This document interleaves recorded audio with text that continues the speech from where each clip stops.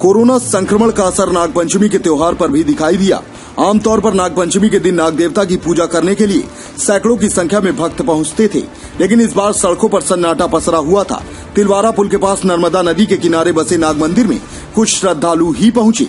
इस मंदिर के बारे में कहा जाता है कि यहाँ ऋषि मार्कंडेय ने तप किया था और तब से यह जगह सर्प पूजा से जुड़ी हुई है। यहाँ नाग के पूजा से जुड़े कई मंदिर हैं। ज्योतिष के अनुसार कुछ लोगों को काल सर्प योग होता है। ऐसा कहा जाता है कि यहाँ पर सांप की पूजा करने से काल सर्प योग खत्म हो जाता है।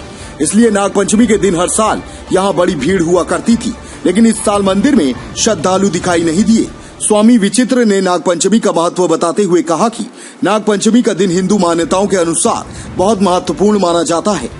हिंदू पुराणों में एक ऐसी कहानी है कि राजा परीक्षित को तक्षक नाग के एक सांप ने काट दिया था। राजा परीक्षित के पुत्र जन्मेजय ने तब यह संकल्प लिया था कि वह पूरी दुनिया से सांपों को नष्ट कर देंगी। तक्षक बचकर भाग निकला और इंद्र के सिंहासन से लिपट गए, लेकिन जन्मेजय के यज्ञ की वजह से इंद्र ने उन्हें जन्मेजय को सौंप दिया। तक्षक ने अपने किए की माफी मांगी और जन्मेजय ने उसे छोड़ दिया। ऐसा माना जाता है कि नाग जाति के जो लोग हैं वही राजा जन्मेजय के वंशज हैं और तब से लेकर भी अब तक नाग की पूजा करते हैं और प्रकृति के सुंदर प्राणी को बचाने की कोशिश करते हैं। आज नाग पंचमी है, क्या खासियत है आज? ये नाग पूजा होती है क्योंकि शंकर जी का ये गहना है। शंकर जी इसको अपने धारण करते हैं। और इस क्या खासियत है इस मंदिर की, क्या विशेषता है? शंकर जी जब से स्थापित हुए हैं यहाँ पे नाग उन पर आके खुद अभिषेक करते हैं, उनको श्रृंगार करते हैं। अक्सर देखा गया कि 2-3 नाग यहाँ पे होते हैं। कई बार तो सैकड़ों की संख्या में विराजमान आ जाते हैं। यहाँ पे अंदर मंदिर भर जाता है, लेकिन किसी को कोई अहित नहीं करते।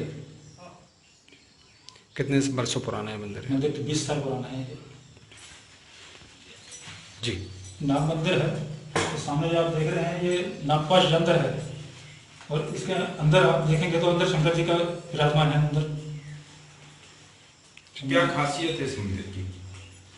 यहाँ की नाग मंदिर है और नाग अपने आप ही प्रकट होते हैं यहाँ पे और आगे शंकर जी से लिपटे रहते हैं उनके श्रृंगार की तरह।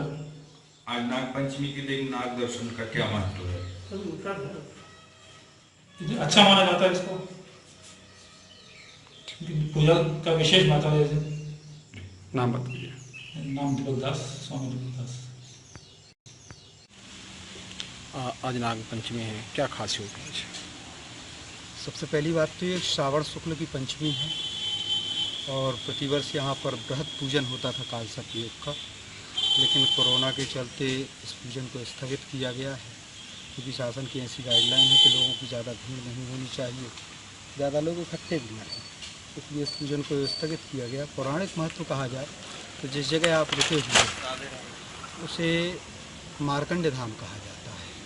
मार्कंड जी को 12 वर्ष की आयु में कालयोग था और 12 वर्ष की आयु में कालयोग था। उन्होंने तपस्या के माध्यम से अमृत प्राप्त किया था भगवान शिव। तो वह ऊर्जा जो है यहाँ पर विद्यमान रहती है हमेशा। नागपंचमी को ऐसा कहा गया है कि जब जन्मेजय जी ने यज्ञ किया था तो उस दिन जो है जो सर्पों की रक्षा हुई थी वो इसी तिथि पर हुई थी, तो उस दिन से यह तिथि बड़ी प्रिय मानी जाती है। क्यों मनाई जाती है नाग पंचमी? उस दिन उनकी रक्षा हुई थी ना। परीक्षित जो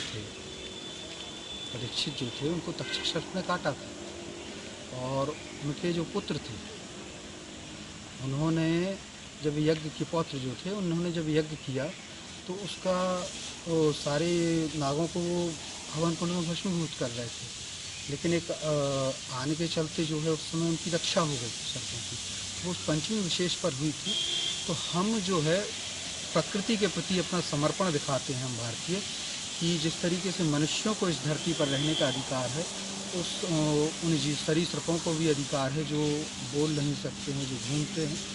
कहने का अभिप्राय यह है कि ये भारतीयों की प्रकृति पूजा है।